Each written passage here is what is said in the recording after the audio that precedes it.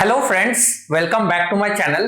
Friends, कुछ दिन पहले मैंने एक वीडियो बनाया था कि अगर किसी का बहुत ज़्यादा सैलरी है इंडिया में, उनको स्वीडन में आना चाहिए या नहीं चाहिए, क्योंकि स्वीडन में जो भी सैलरी ऑफर हो रहा है अभी इंडियंस का, खास करके इन टेक इंडस्ट्री एंड ऑटोमोबाइल, तो वो 45,000 स्वीडिश क्रोना से लेके 55,000 के बीच में हो रहा है। इसी बीच में मुझे जितना भी मैसेजेस आ रहा है, क्योंकि अभी रिसेंटली बहुत ज्यादा ऑफर मिला है लोगों को टेक इंडस्ट्री में, क्योंकि इधर बहुत ज्यादा कमी है लोगों की, तो बाहर से ही हायर करना पड़ रहा है।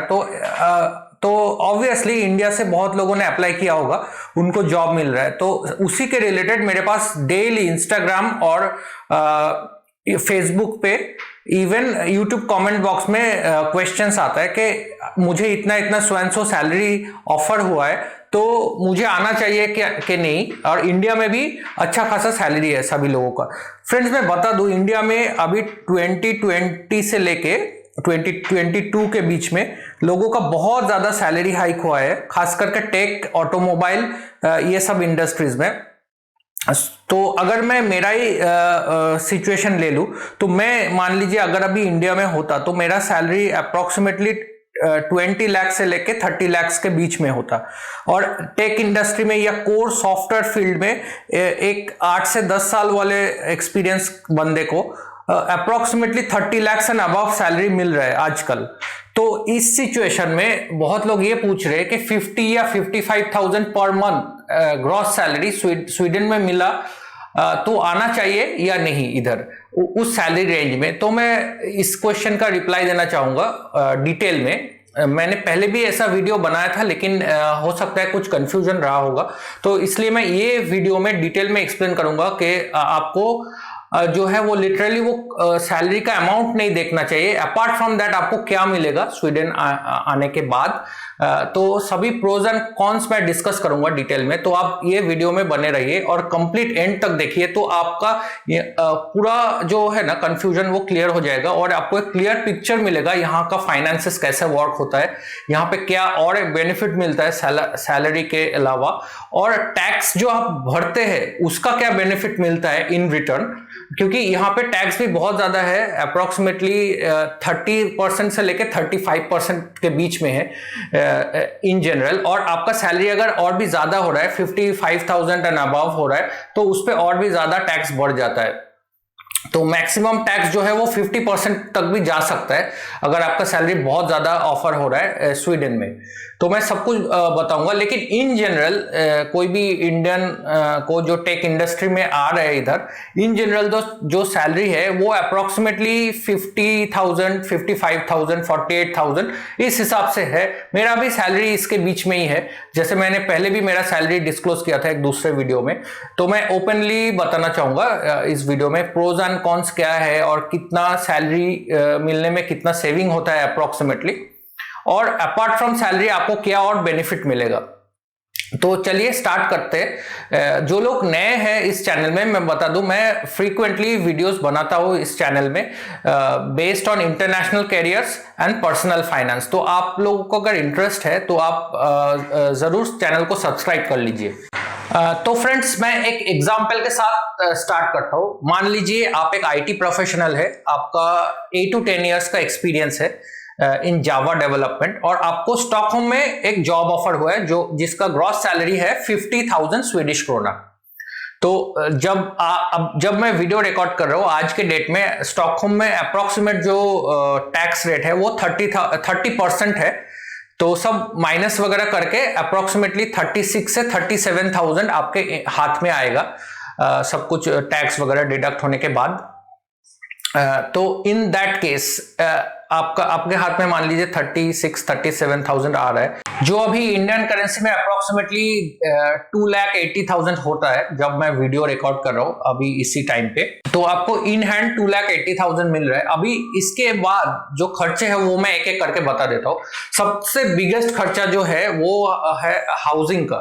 तो अप्रोक्सीमेटली इस पैसे में आपका 13 to 14,000 चला जाएगा। ये 15,000 ही पकड़ लीजिए, इनिशियली थोड़ा ज्यादा जाता है जब आपको फर्स्ट हैंड कॉन्ट्रैक्ट का घर नहीं मिलता। थोड़े दिन के बाद आपका रेंट जो है वो कम हो जाएगा, क्योंकि आपका इधर क्यू डेज एकोमुलेट हो जाएगा और आपको एक फर्स्ट हैंड घर मिल जाएगा।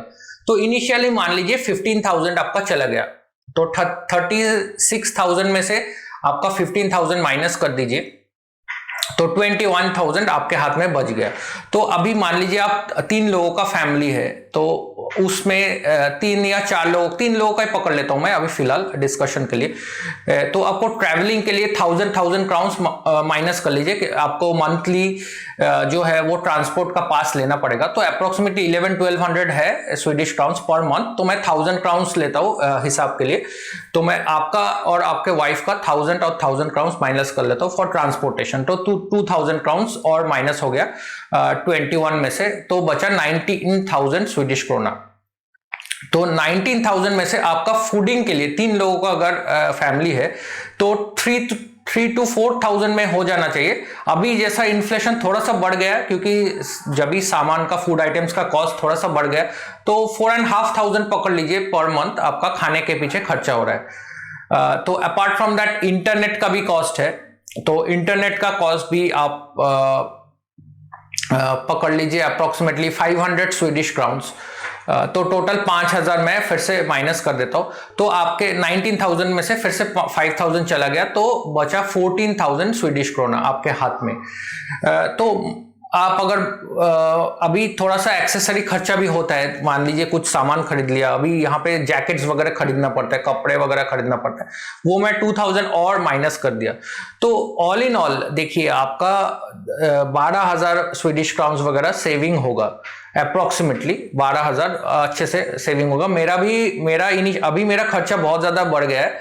इनिशियली मेरा सेम होता था 12,000 वगैरह, 12,000 से थोड़ा कम होता था, 10-11,000 कभी कभी हो जाता था।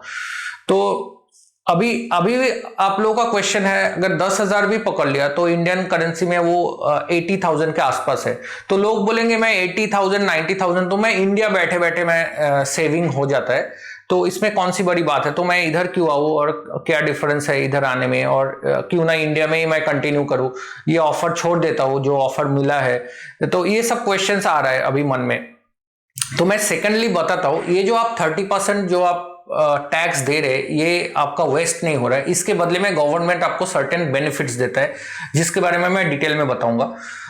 तो फर्स्ट ऑफ ऑल जो चिल्ड्रन एजुकेशन है, हायर एजुकेशन, वो कंप्लीटली फ्री ऑफ कॉस्ट है। यहाँ पे कोई भी ट्यूशन फी नहीं है। सिर्फ छोटे बच्चों का जो प्री स्कूल है उसमें थोड़ा बहुत फीस है, क्योंकि उनको देख रेख करते हैं और खाना वगैरह भी प्रोवाइड करते हैं, तो उसमें थोड़ा सा फीस है। लेकिन बुक्स के लिए या कोई भी ट्यूशन फी जो हायर क्लासेस में है या मान लीजिए यूनिवर्सिटीज में है, वो फ्री ऑफ कॉस्ट है, कोई ट्यूशन फी 0 लगता है। ये फर्स्ट पॉइंट हो गया। अपार्ट फ्रॉम दैट आपको लैंग्वेज वगैरह या छोटा मोटा कोई भी ट्रेनिंग ले लीजिए, वो फ्री में मिल जाता है। और यहाँ पे पॉलिटेक्निक कॉलेजेस है, जैसे इंडिया में पॉलिटेक्निक कॉलेज है जिससे आप कुछ ना कुछ स्किल्स सीख सकते हैं, तो इस टाइप का कॉलेजेस है जिसमें 1 से 1.5 साल का भी कोर्स होता है, पोस्ट ग्रेजुएट कोर्स या कोई भी कोर्स आईटी में या डिफरेंट डोमेन में होता है, वो भी फ्री ऑफ कॉस्ट हो जाता है। छोटा सा इंटरव्यू होता है, उसके बाद वो फ्री ऑफ कॉस्ट होता है, तो ये आपको मिल जाता है इन रिटर्न। सेकेंड है जो मेडिकल एक्सपेंस है, वो बहुत ना के बराबर है। इवन मैं बताऊंगा प्रेगनेंसी के टाइम पे हमारा जो मेरा डॉटर तियारा जब बॉर्न हुआ था, तो बहुत कम पैसा लगा, हार्डली 300-400 स्वीडिश क्राउन में ही हो गया, जो कि इंडियन करेंसी में 2100 से लेके 3,000 रुपये में हो गया। पूरा डिलीवरी इवेंट सब कुछ, चेकअप वगैरह सब कुछ हो गया इतने पैसे में। तो ये सेकंड बेनिफिट जो मुझे मिला था।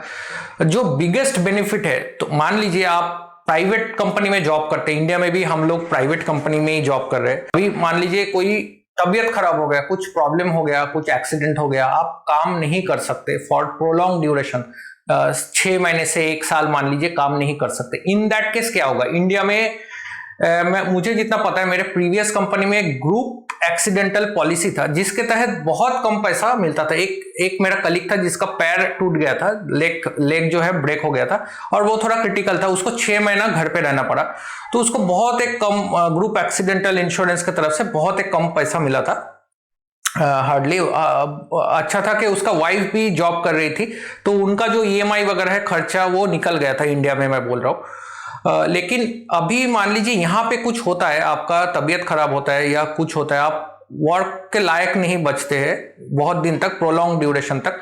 तो यहाँ का जो फॉरेस्ट सेक्टरिंग कासा है वो आपका सिचुएशन को एसेस करेंगे और इमीडिएटली आपको 80% of the last salary approximately, उनका अलग से कैलकुलेशन है, आप फॉरेस्ट सेक्टरिंग कासा के वेबसाइट में जाके देख सकते हैं। तो आप अगर अनफिट टू वर्क है तो वो पैसा वो सोशल इंश्योरेंस आपको देंगे, ना कि कंपनी। तो सोशल इंश्योरेंस आपको देंगे। मुझे ऐसे भी लोग पता है जो 1 साल 2 साल जिनका क्रिटिकल एक्सीडेंट हुआ, 2-3 साल उनको घर पे बैठना पड़ा, कंप्लीट पीरियड वो फाइनेंशियल सपोर्ट उनको मिल गया था। तो ये एक दूसरा बेनिफिट है। तीसरा बेनिफिट है, जो आप हर साल टैक्स देते हैं साल के आखिर में, यहाँ पे एक पोर्टल है minpension.ac, तो वहां पे गवर्नमेंट आपके नाम पे पेंशन डिपॉजिट करता है। जो आप टैक्स देते हैं उससे कैलकुलेट होता है, कुछ तो रेशियो है, मैं वेबसाइट डाल दूंगा तो आप देख लेना। तो उस टाइप का जो पेंशन है वो आपके नाम पे हर एक साल गवर्नमेंट जमा कर रहा है, आप टैक्स भर रहे हैं इसके बदले में। तो मान लीजिए जब आप रिटायरमेंट के एज पे आ जाते हैं, तो प्राइवेट कंपनी है इंडिया में, तो हम प्राइवेट कंपनीज में पेंशन नहीं होता। हाँ, इंडिया में कुछ लोग प्राइवेट पेंशन लेते हैं, वो प्राइवेटली आपको जमा करना पड़ता है, उसमें एडिशनल पैसा जमा करना पड़ता है। जैसे मैं इंडिया में मेरा भी एक प्राइवेट पेंशन था, तो वो मैं कंटिन्यू कर रहा था, तो वो भी होता है, लेकिन उसमें अपना सैलरी से उसमें पैसा डालना पड़ता है इन दैट केस। यहाँ पे क्या हो रहा है, गवर्नमेंट टैक्स जो कलेक्ट कर रहा है उसके बिहाफ में एक नेशनल पेंशन में आप फंड आपका डाल रहा है, और हर एक ईयर के एंड में आपको एक लेटर आता है, उसमें सारा डिटेल्स लिखा हुआ रहता है, कितना पैसा आपका जमा हुआ ईयर एंड में और आपका कितना बैलेंस है, सब कुछ। अपार्ट फ्रॉम दैट, जो हमारे पैकेज के बाहर है, मोस्ट ऑफ द कंपनीज एक दूसरा पेंशन भी ऑफर करता है। जैसे हम लोगों का कंपनी आईटीपी के तहत कलेक्टम बोल के एक पोर्टल है, उस पे पेंशन दे रहा है। तो मेरा 2 टाइप ऑफ पेंशन जमा हो रहा है, और ये जो पेंशन कंपनी दे रही है वो ग्रॉस सैलरी के बाहर है। तो जितना भी आप लोग सोच रहे आपका ग्रॉस सैलरी XYZ है, तो ये आप जरूर चेक कीजिए आपका जो कंपनी है वो कलेक्टम या आईटीपी में पैसा कंट्रीब्यूट कर रहा है कि नहीं कर रहा है। तो इन दैट केस आपका 2 पेंशन जमा होगा। जब आपका रिटायरमेंट एज आप अटेन करेंगे तो ये पेंशन कंप्लीटली आपको मिलेगा। आप वर्ल्ड में कहीं पे भी रहिए, इवन आप इंडिया चला जाइए, कुछ सालों के बाद आपका रिटायरमेंट एज पे पेंशन चालू होगा, और आपके डेजिग्नेटेड अकाउंट जो आप देंगे वहां पे जमा होता जाएगा हर साल। जितना जमा हो उस रेट के हिसाब से उसका कैलकुलेशन है, वो आप देख लेना। अपार्ट फ्रॉम दैट, जो आईटीपी का पेंशन है उसमें एक स्पेशल इंश्योरेंस भी है। मान लीजिए इन द मीन टाइम आपको कुछ हो गया, कुछ डेथ वगैरह ऐसा होना नहीं चाहिए, बट कुछ एक्सीडेंट हो गया, कुछ तो आपका हो गया, तो आपके पीछे आपका फैमिली है, तो उसमें ऑप्शन है कि आप वहां पे भी एक बहुत छोटा कंट्रीब्यूट करके एक इंश्योरेंस जैसा ले सकते हैं। तो रिमेनिंग 10 से 15 साल आपका जो वाइफ है उसको एक पेंशन के रूप में एक पैसा मिलता जाएगा अप टू 10-15 ईयर्स। तो मुझे लगता है ये हमारे इंडिया का गवर्नमेंट जॉब जैसा हो गया। जो गवर्नमेंट जॉब में आपको अगर पता है कि विडो पेंशन है अभी आज के डेट में, जो विडो है, मेरे भी बहुत सारे रिलेटिव है, जो मेरे अंकल है या मेरे ग्रैंडफादर है, वो लोग जब भी गुजर गए तो उनके वाइफ को, जैसे मेरी दादी वगैरह को, उनको पेंशन मिलता रहा जब तक वो जिंदा है, हाफ पेंशन हो जाता है। तो मुझे लगता है ये जो सिस्टम है अभी स्वीडन में, वो प्राइवेट एम्प्लॉयज को एक गवर्नमेंट जैसा फीलिंग दे रहा है, इंडिया का जैसा हमारा सिस्टम है। तो हमारा प्राइवेट में काम करने के बावजूद भी मुझे पेंशन भी मिलेगा, और मुझे कुछ हो गया तो 10 से 15 साल जो पेंशन अमाउंट है, थोड़ा बहुत नहीं, अच्छा खासा अमाउंट वो मेरे वाइफ को और मेरे बच्चे को मिलेगा। तो ये बहुत अच्छा एक सिस्टम है जो बहुत लोग डिस्कस नहीं करते, जो अपार्ट फ्रॉम ग्रॉस सैलरी है। तो ये आप जरूर ध्यान रखिए। अपार्ट फ्रॉम दैट, यहाँ पे हर साल एक अमाउंट मिलता है आपका, जैसे जिम मेंबरशिप हो गया या कोई आप स्पोर्ट्स एक्टिविटी कर रहे हैं, तो उसके बदले में 2 से 3 हजार स्वीडिश क्राउन्स वो मेंबरशिप लेने के लिए कंपनी आपको देती है, मोस्ट ऑफ द कंपनी देती है। तो ये भी आप चेक कर लीजिए। तो ये ऑल इन ऑल, मान लीजिए मैं यहाँ पे रह के मेरा हेल्थ केयर भी सिक्योर्ड है, जो इंडिया में मुझे प्राइवेट इंश्योरेंस लेना पड़ता था, प्राइवेट हेल्थ इंश्योरेंस, और उसका एक लिमिट होता था। जैसे मेरे पेरेंट्स का 3-4 लाख का इंश्योरेंस है, 4 लाख का, तो अप टू 4 लाख ही मिलेगा। लेकिन मान लीजिए स्वीडन में अगर कुछ बीमारी हो जाता है, उसका कुछ लिमिट नहीं है, अनलिमिटेड क्या बोलते हैं, अनलिमिटेड सिकनेस बेनिफिट मुझे मिलेगा। अनलिमिटेड सिकनेस हॉलीडेज भी है इधर। आपका अगर आप काम करने के लायक नहीं है तो सिकनेस हॉलीडेज इन रिटर्न आपका 80% जो भी कैलकुलेशन है वो सैलरी आपको मिलता जाएगा फॉर शेकरिंग कासा के तरफ से। तो ऑल इन ऑल सैलरी के अलावा ये सब चीजें हैं। और मेरा जो बिगेस्ट थिंकिंग है, कुछ कल्चरल चेंज अगर होता है तो उसमें आप बहुत ज्यादा सीख पाएंगे। तो आप डिफरेंट जगह पे अगर वर्ल्ड में काम कर रहे हैं तो बहुत ज्यादा सीख पाएंगे। तो आपका अगर अभी भी डाउट है कि इंडिया में बहुत ज्यादा सैलरी है, वो छोड़ के आओ कि नहीं आओ, तो ये हो सकता है ये सब जो मैं डिटेल्स दिया ये आपका डिसीजन लेने में आपको मदद करेगा। तो आप सोचिए, आपका सैलरी अगर बहुत ही ज्यादा है इंडिया में और बहुत ज्यादा फैसिलिटीज आपको ऑलरेडी मिल रहा है, तो इन दैट केस आप नहीं भी आ सकते। अगर तो ये कंपेयर कीजिए आप, आपको क्या करना चाहिए, तो आपको क्लियर आइडिया मिलेगा। ये मेरा सेकंड वीडियो है इस टॉपिक पे, क्योंकि बहुत ज्यादा क्वेश्चन आ रहे हैं इसलिए मैंने ये एड्रेस किया। लेकिन ऑब्वियसली लोगों का इंडिया में मान लीजिए सेट करियर है, 8 इयर्स 10 इयर्स एक्सपीरियंस हो चुका है, तो इस पॉइंट पे ये थोड़ा रिस्की भी लगता है कि बाहर एक देश में आओ कि ना हो, उधर क्या होगा, क्या प्रॉब्लम होगा, फिर वापस इंडिया आया तो मुझे जॉब नहीं मिल सकता है, इस टाइप का प्रॉब्लम। तो हो सकता है ये वीडियो आपको थोड़ा बहुत क्लैरिटी दिया हो। तो आपको अगर इच्छा, आप जरूर आइए, ये सब फैसिलिटी आपको मिलेगा। अपार्ट फ्रॉम दैट आपको नया वर्क एक्सपीरियंस एक मिलेगा, नया टाइप ऑफ एक मल्टीकल्चरल एक वर्क एक्सपीरियंस मिलेगा, नया कलीग्स मिलेंगे, तो आपको डिफरेंट प्रोजेक्ट्स पे काम करने का भी एक्सपीरियंस होगा। क्लाइंट लोकेशन में भी आप आएंगे डायरेक्टली इधर, क्योंकि क्लाइंट तो इधर ही रहेंगे, तो उस हिसाब से क्लाइंट को भी फेस कर पाएंगे जो टेक बैकग्राउंड से या ऑटोमोटिव से है, तो आप रिलेट कर पाएंगे इस हिसाब से। तो ये था सारा हिसाब किताब मैंने जो डिटेल में बताया। तो आपको अगर ये वीडियो अच्छा लगा तो इस वीडियो को लाइक कीजिए और फ्रेंड्स के साथ भी शेयर कर दीजिए। मैं बहुत जल्दी मिलता हूँ किसी और एक वीडियो में। Thanks a lot.